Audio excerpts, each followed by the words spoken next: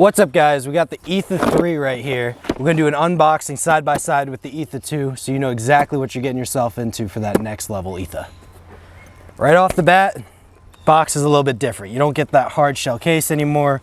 The Etha 3 comes just like the EMEC did in your cardboard box. See, the manual is a different color. Still comes with your barrel sock, your tool sleeve, your grease, O-ring kit. Still comes with everything the same. You just don't get the hard shell box, you get a cardboard one.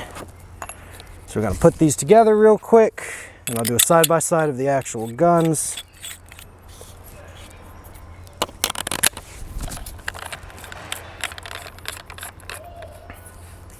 Just like the Etha 3M, you have your toolless bolt system. Slightly different foregrip, and my favorite, the blade. I honestly wasn't a big fan of the trigger on the Etha 2, and that was just it's a selling point for me.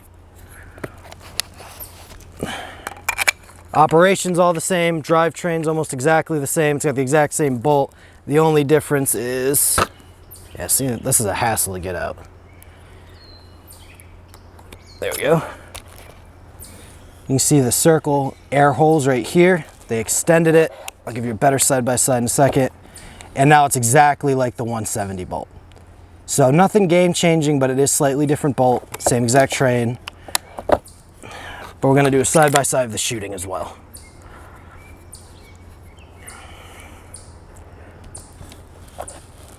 Turning it on, exactly the same. Button, hold it down, wait for it to turn on. I'm gonna gas these up. We do have my cameraman Will with a face mask on, just because he's so close to the barrel right now.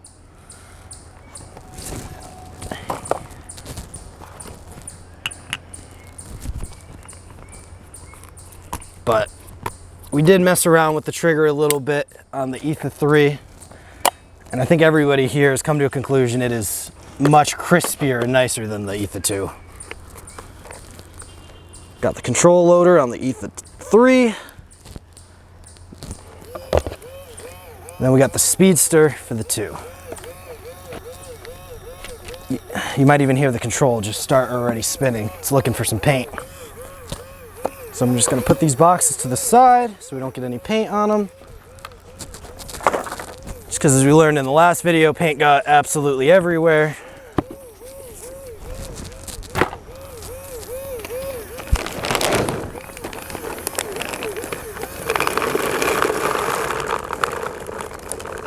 Give it a full hopper.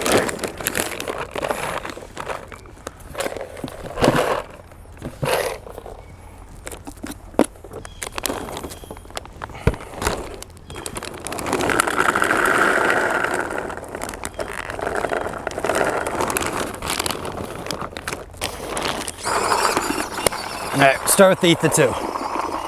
I'm gonna go for the wheel down there if you can try and zoom in a little bit. Right there.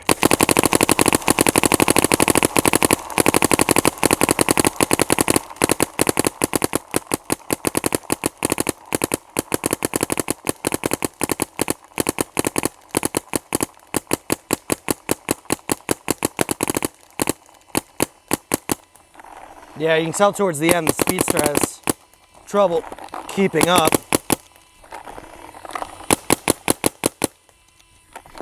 Yeah, I'm still shaking with a little bit of paint left.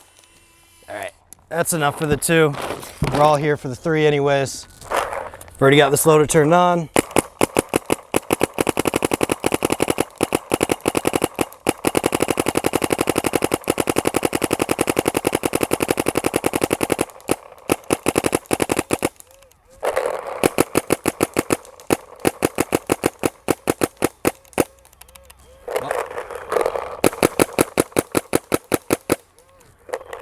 Chose the one control loader we have that doesn't have a ramp in it, so now I'm struggling for the last little bit.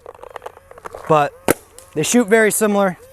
Honestly, the big point for me, let me turn off my loader, is the toolless bolt. Obviously degas, always if you're taking your bolts out, it's the toolless bolt. Super easy. You saw me kind of struggling earlier in the video to get this off.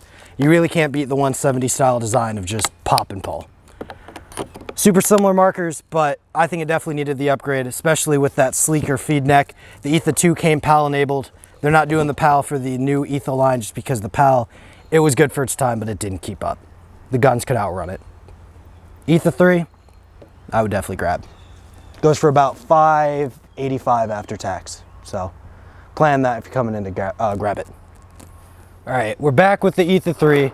We had the control hopper that didn't have the ramp on it. Trigger wasn't necessarily to my personal likings. So we're back and we're gonna see if she can do a little bit better because we feel it might not have been what her true potential is. She was also shooting a little low. She was only at 230, 240. So she's up to 270, 280, exactly where she would be for the field.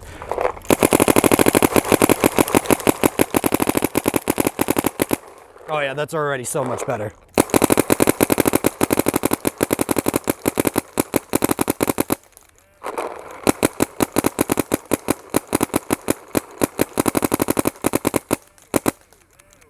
Yeah. So once she was up to velocity, a trigger more to my personal taste, and a hopper that'll keep up, gotta love the Etha 3.